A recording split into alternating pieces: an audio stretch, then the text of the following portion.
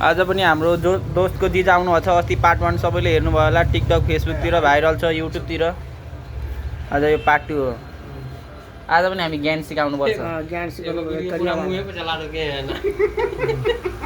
ससुराल में जाके कैसे खौफ जमाए हैन भन्दै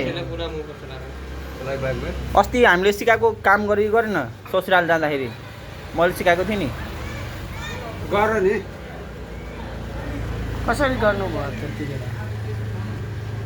बुढीले पनि केही अलिकति केही कुरा गर्यो भने हैन अलिक मनमा डर भए पनि आँखामा चाहिँ कन्फिडेन्स देख्नु पर्यो हैन भन्दै। त्यो डेढे आँखाले हेर्नु पर्यो क्या, छड्के नजरले। अनि बुढी डराओस्, तर डराएन भने उल्टो हातले बजाइदिने। त्यहाँदेखि औरा बढ्छ क्या, त्यहाँदेखि डरके माहौल भोलि जहिले बुढीको एउटा मात्रै पिट्टा खानु, बुढीलाई पनि कहिले काहीँ यसो दिनु, उल्टो हात दिनुपर्छ क्या। मैले कुटाइ गर्छु, यतिको कन्फिडेन्ट हुन्छ। आज म एक पाउ पौवा हनाइदिन्छु नेवारीवाला। म पौवा खाँदैन नि, त्यही झुट बोल्नुहुन्छ। खाँदैन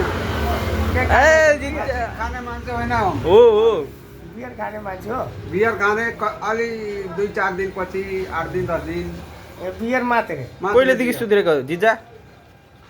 कति दिन भयो? 2-4 साल भयो सुध्रेको। ए ठिक छ ठिक। गाँजा चल्दैछ? गाँजा पनि केही नखाने, भाङ होइन केही न। भोला मात्रै खान्छ जिजाले। भोला मात्रै, गुट्का राजनीति यी सब खाने। अनि पुचुर पुचुर गर्ने बाटो। दाँत देखाइदिन्छ जिजा?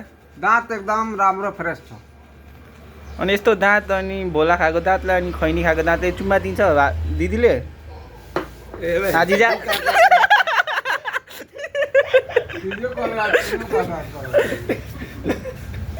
म त मलाई त तोर घरवाली दिदी न लगता है। दीदी कहते तो चुमा कहता तो सब था ये चलै छै त यहाँ कहै छै सब बुझै छै। तपाईँलाई म एउटा निन्जा टेक्निक दिन्छु जिजा।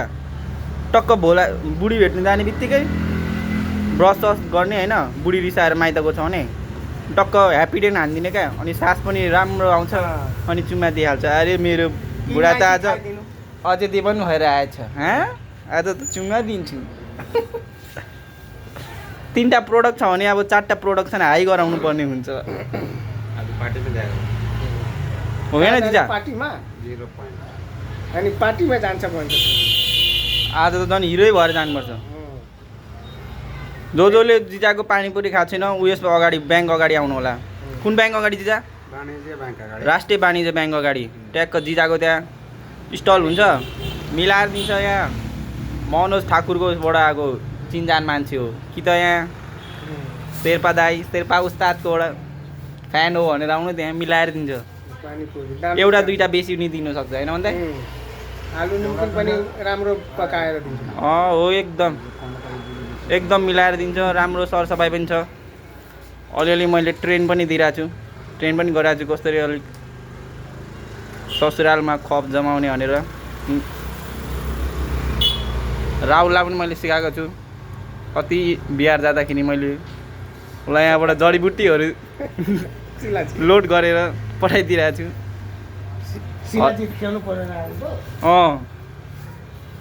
शिलाजित चाहिएको छ भने पनि हाम्रो उहीँ छ भुटिया दाईको पसल।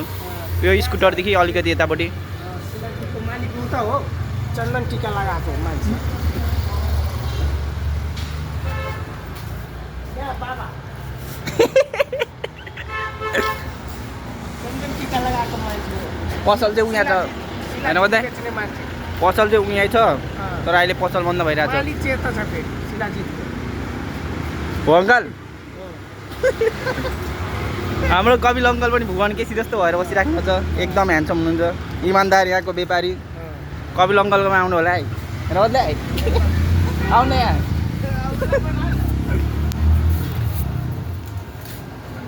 क्या है जिजा? सब हालखबर ठिक छ नि? सालो केटोहरूले केही भन्यो भने मलाई भन्नु है, फेरि म तिनीहरूलाई यस्तो हान्छु नि। बुझ्नुभयो? राहुल तिम्रो अस्ति मैले जडीबुटी पठाइदिएको नि, पर्फर्मेन्स कस्तो गयो? एकदम बढिया।